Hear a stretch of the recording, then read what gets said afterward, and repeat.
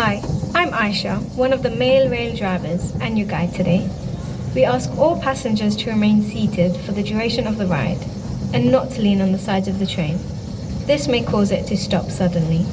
Thank you. Welcome to Maro. We're just leaving the depot where the trains were maintained.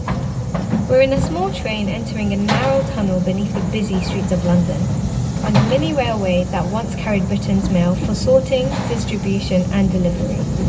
If this were a working mail rail train, we wouldn't be going slowly. We'd be rattling along at 30 miles an hour. And I wouldn't be here either, because the trains had no drivers. They were controlled by an electrical switching system.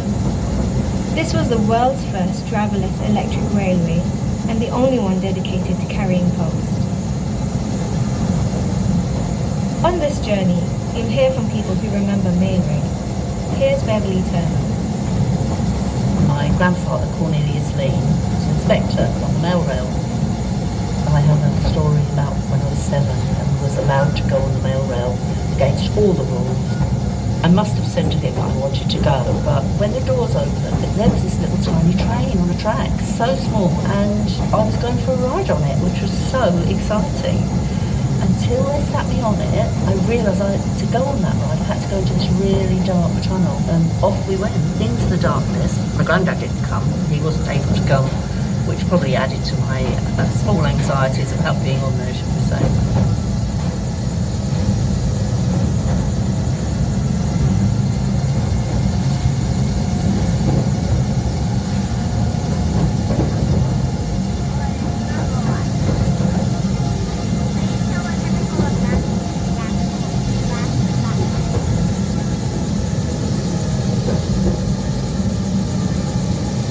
Maro could be dangerous.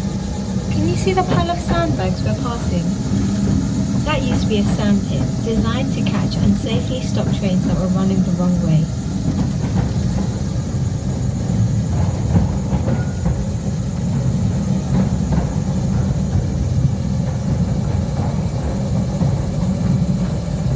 We're arriving at platform 1 on the right of the train.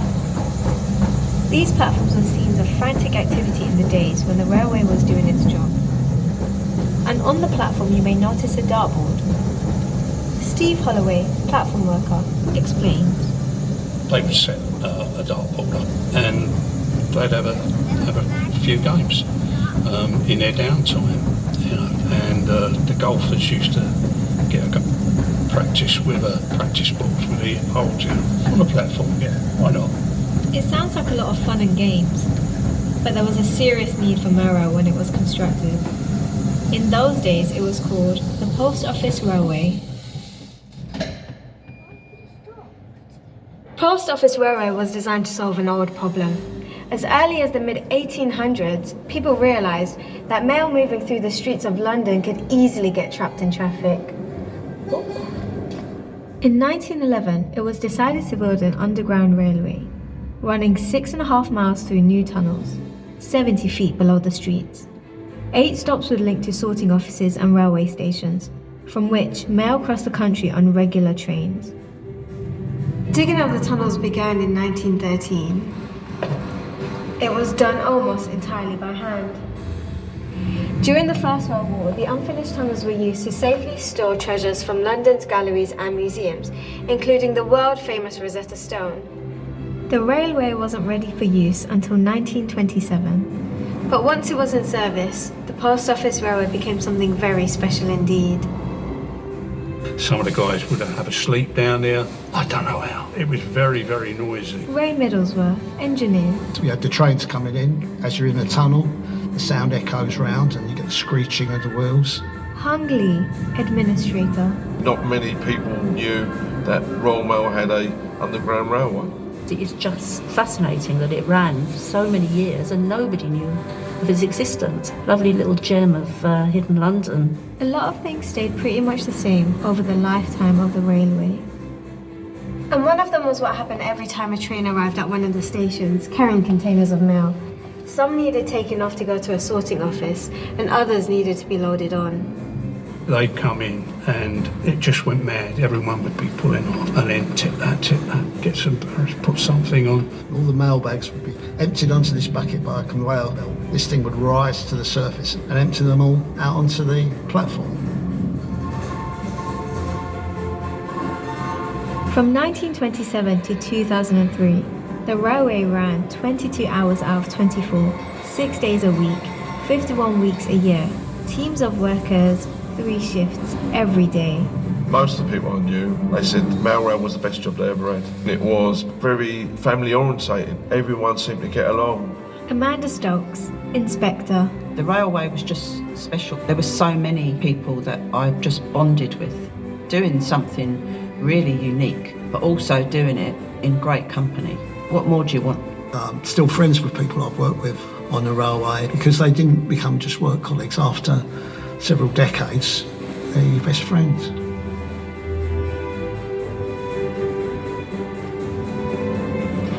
Oh, it looks like I've got a letter to deliver.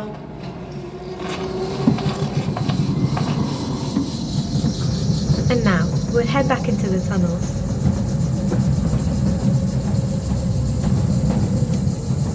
For staff in the 70s and 80s, life on the railway was like travelling back in time. I joined in January 1979. When I first went down there, I was amazed. The lighting was really dim and it was very old. Everything was old. The furniture was old. The dust was everywhere. The conveyor belts were all needed a coat of paint. It was probably as it was in the 30s, 40s. Hadn't changed since then. The year I joined, 1987 onto the railway, it was the 60th anniversary and many generations had been through it. There were people there who were trained by people who were there at the very beginning. A lot of railway stuff had to be fixed in-house or made in-house. I mean, you're seeing things that come from the early 30s still there and operational.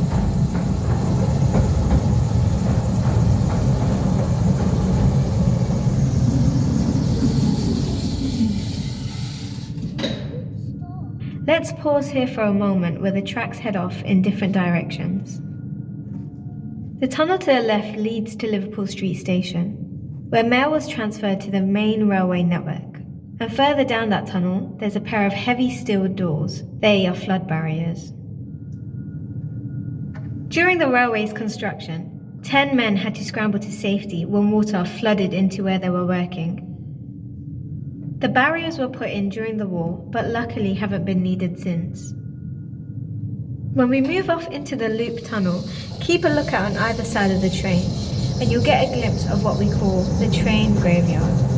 Over to our engineer, Ray Middlesworth. When trains did have a collision, sometimes the damage was quite severe, and so they'd be stored there. And on a temporary basis, but temporary became very long term, became permanent. So it did eventually become a graveyard for these trains. I believe the old Hoover is down there. It's important to keep the track clean, and they thought, well, why not build a Hoover, stick it on a set of wheels, and we'll take it down there. But one of the problems is in a tunnel that side is that once you start the air moving, it keeps moving. So all that happens, you disappear in a cloud of dust.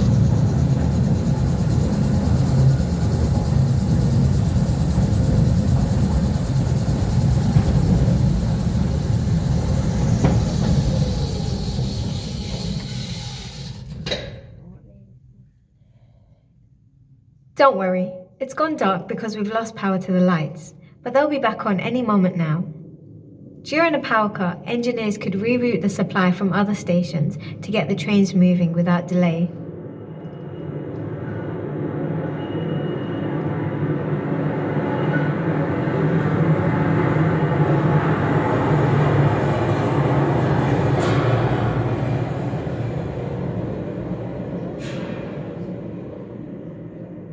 Now that the lights are back on, take a look at the tunnel walls. You can see the great iron rings that were bolted together, one by one, to protect the workers as they dug out the clay. You might also notice things that look like icicles hanging from the ceilings. These are made of a mineral called calcite. People trusted the post office to deliver almost anything. which meant the railway carried some surprising parcels. I used to like bees, they used to post bees. I think they were in tubes that were broken up into little cells. And you pick a bag up and you go, psst, and you go, oh, it's bees, they've got bees in there. Put them very gently into the container. I used to like that.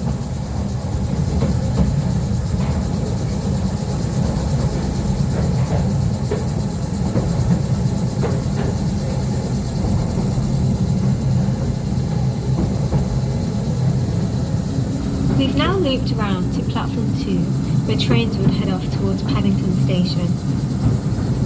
We want to give you an idea of what the railway was like when it was new in the 1930s. Without emails and texts, even telephones weren't that common, so you wrote and posted letters.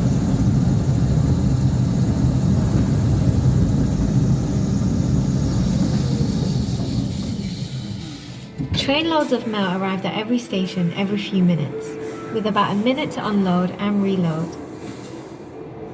Let's follow a few of those letters. This is the Colonel. He's writing to the famous poet W.H. Auden at the GPL Film Unit. This is Kathleen. She's keeping in touch with her sweetheart in the Navy. And this is Mary. Her letter is very special. It's going to a princess. Darling bird, that name is keeping you away from me far too long, and everyone says you're always coming. I do hope they're wrong.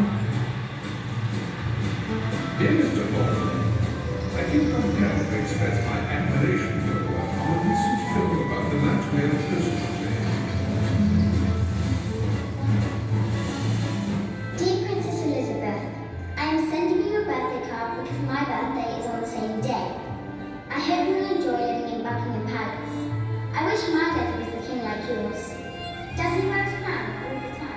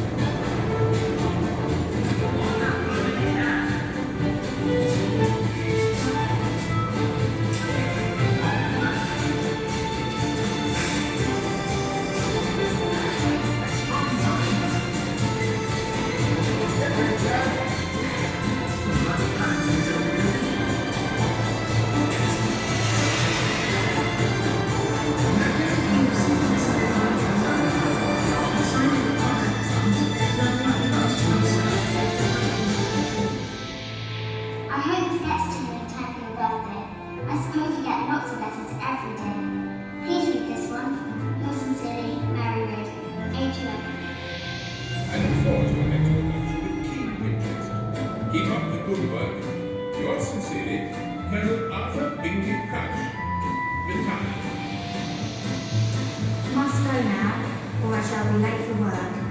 Those frocks won't sell themselves. Take good care of yourself, Bert, my love. Kisses, your sweetheart, Kathleen.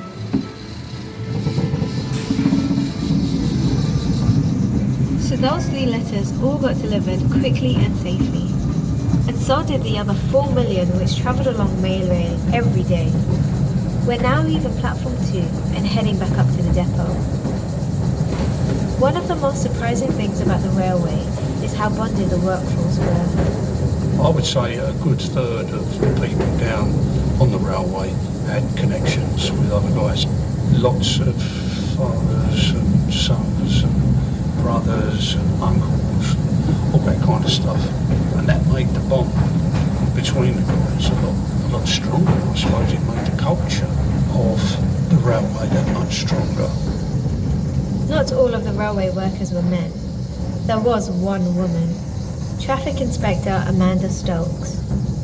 I was the only woman who was in a leadership position. I don't ever remember feeling uncomfortable or challenged because I was a woman. So I could have faced a lot of pushback, but I didn't. We made so many friends there. Even since coming to Australia, still being in touch with so many of them. So yeah, it was just really special.